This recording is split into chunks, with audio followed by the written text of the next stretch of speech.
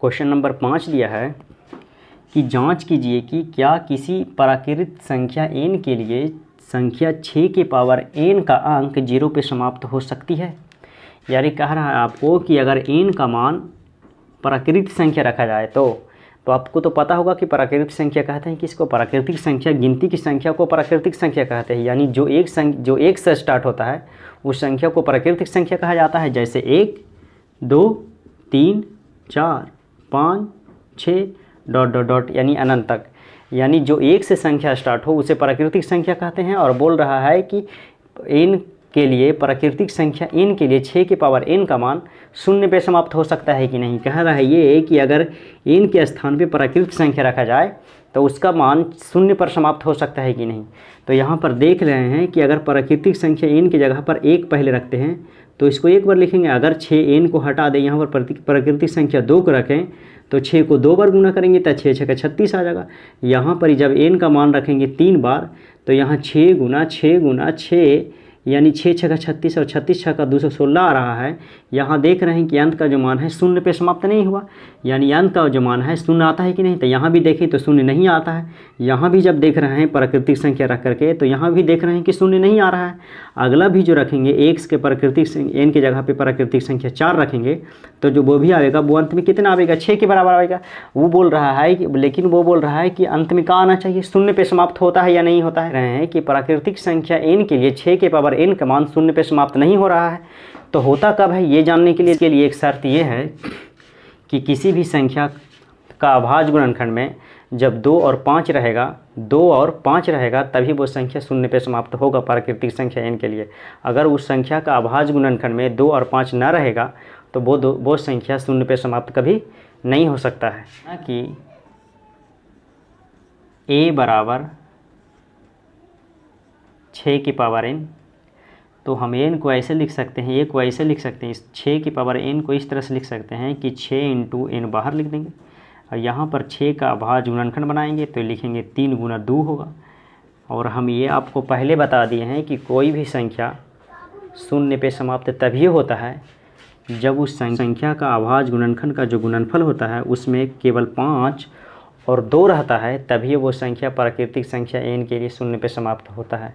वरना 2 और 5 के अलावा कोई दूसरा संख्या रहता है तो वो कभी भी प्राकृतिक संख्या n के लिए 0 पे समाप्त नहीं हो सकता है। लेकिन यहाँ पे ये देख रहे हैं कि यहाँ 2 और 5 के अलावा कोई संख्या और है जो 3 है, और 3 रहने पे कोई भी प्राकृतिक संख्या n के लिए 0 पे समाप्त नहीं हो सकता है। तो यहाँ पर लिखेंगे क्योंकि यहाँ a का अभाज्य गुणनखंड में 3 एवं 2 है, लेकिन हम जानते हैं कि कोई भी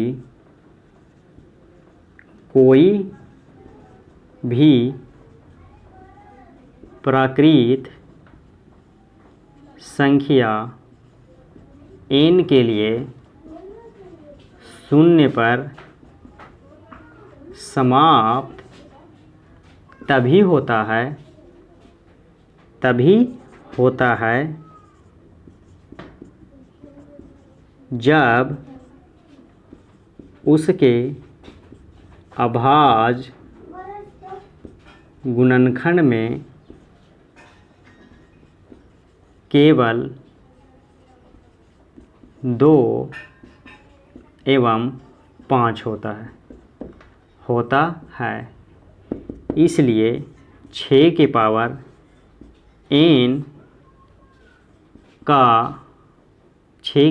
n का मान 0 पर समाप्त। इसलिए 6 की पावर n का मान प्राकृत संख्या n के लिए शून्य पर समाप्त नहीं हो सकती है, नहीं हो सकती है,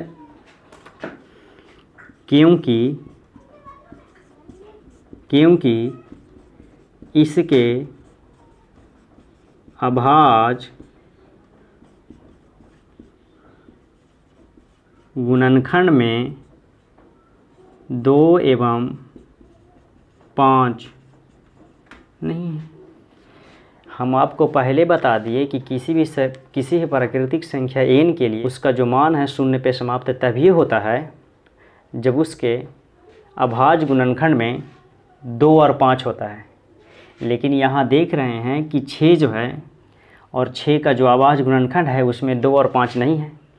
जब किसी संख्या के अभाज्य गुणनखंड में 2 और 5 नहीं होता है तो वो संख्या प्राकृतिक संख्या n के लिए कभी भी समाप्त शून्य पर नहीं हो सकता है। इसलिए ये संख्या का मान प्राकृतिक संख्या n के लिए शून्य पे समाप्त नहीं हो सकता है, इसलिए क्योंकि इसके अभाज्य गुणनखंड में 2 और 5 नहीं है। बस यही क्वेश्चन था।